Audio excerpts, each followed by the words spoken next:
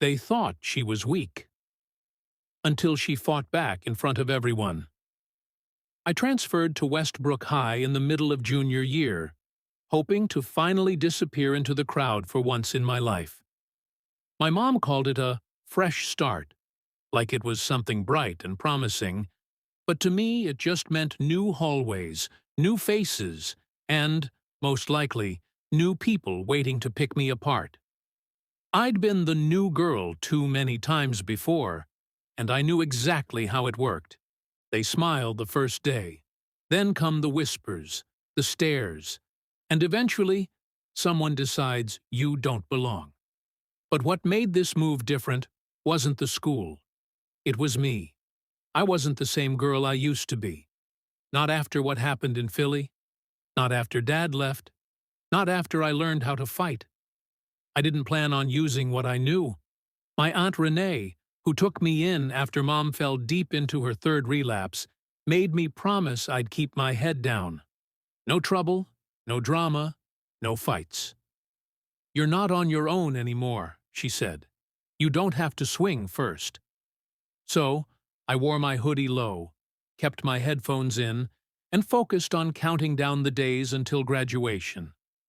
But then came the first lunch period, and the first time I saw what Westbrook High really was. 3 guys at a corner table, big, loud, and surrounded by laughter that didn't reach the eyes of the kids sitting near them. They made jokes that stung, threw food at the quiet kids, and called one boy Twitcher Tim, like it was a nickname instead of a weapon. I didn't want to care, but I couldn't help watching the way people flinched when they walked past. The way no one said a damn word. Then I met Maya. Maya had this wild, curly red hair and eyes that looked like they'd seen too much for 16. She sat next to me in biology, noticed my Iron Fist sticker on my notebook, and asked if I liked martial arts. I said, "Used to," and she lit up like that was the best thing she'd heard in weeks. She told me she did jujitsu, but only in secret, because her dad thought it made girls too aggressive. We bonded fast, too fast maybe, and suddenly I wasn't invisible anymore. I had a friend, someone to walk with, someone who got it. Then came Jordan. He was one of the bullies, the worst one, honestly. Slick smile, rich parents, always holding court in the middle of the hallway like he owned the air people breathed. One day after gym, he walked up behind Maya and snapped her bra strap. Just like that. Loud enough for the guys to laugh, soft enough to pretend it was a joke. She froze, turned red, and tried to laugh it off. But I saw her hands trembling. And I broke my promise. I grabbed his wrist before he could walk away, twisted just enough to make him wince, and said loud enough for everyone to hear, "Touch her again, and I'll break your fingers." He laughed, of course, and the others called me psycho. But I saw it, the flicker of fear in his eyes. He wasn't used to being touched, let alone threatened. The next few days were a blur. Rumors spread fast, some true, some twisted beyond recognition.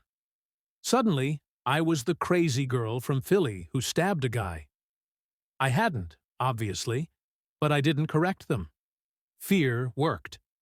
Jordan and his boys backed off for a while, but they weren't done. They waited. One afternoon, Maya and I found our lockers covered in Sharpie. Slurs, crude drawings. "Fight me," scrawled across mine in all caps. I ignored it. Aunt Renee begged me to go to the principal. But what could I say?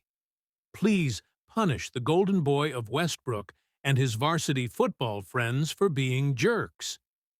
Yeah, that'd go well. Then came Friday. We were walking home when Jordan and 2 of his friends pulled up beside us in his dad's black Escalade. They didn't say a word, just got out and followed us into the alley shortcut behind the library. I knew then what they were planning, and I smiled. They lunged first. One grabbed Maya's hair. I spun, ducked under a wild swing, and landed a jab to the ribs that made him fold. Jordan rushed me. I sidestepped, swept his legs, and pinned him with my knee on his chest. "I warned you," I whispered. "Now you'll remember." What I didn't know was that someone was filming from a nearby balcony. The fight went viral overnight. By Monday, everyone at school had seen it. Some called me a hero. Others said I was violent, unstable, dangerous. The principal suspended me and the boys, of course. Zero tolerance and all that crap. But something changed. People started talking.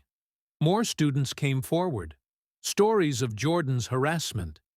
Silent tears from kids no one ever noticed before. The administration couldn't ignore it anymore. There were assemblies, counseling sessions, a new policy on bullying. Jordan's father threatened to sue, but it didn't matter. The footage was out. The truth was undeniable. I got called into the office for a meeting with the school board. They asked if I regretted what I did. I told them I didn't regret defending Maya, that if they had done their jobs, I wouldn't have had to. I expected punishment. Instead, they asked me to speak at an anti-bullying seminar. Me, the girl they almost expelled. Now, things are different. Maya and I started a self-defense club. Kids who were afraid to raise their voices now stand a little taller. Some still whisper when I walk by, but not out of fear, out of respect, because they know I'm not afraid anymore. And maybe they don't have to be either. So, yeah, that's how I went from trying to disappear to becoming the girl who made people finally start looking. I didn't ask for it. I didn't plan to be anyone's hero. I just couldn't keep walking with my head down while someone else suffered. And maybe that's what courage really is. Doing what's right, even when it's messy, even when it costs you. Because when you stand up once, you give others the power to stand too. If this story hit you, even just a little, if you've ever felt like you didn't belong, like you had to stay silent to stay safe, know this: you are not alone. And your voice? It matters more than you think. If you've ever stood up for yourself or someone else, drop your story in the comments.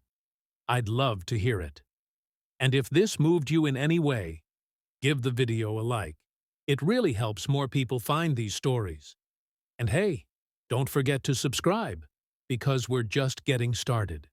More stories, more truth, more voices that deserve to be heard. Until next time, stay strong, stay loud, and always stand up for what's right.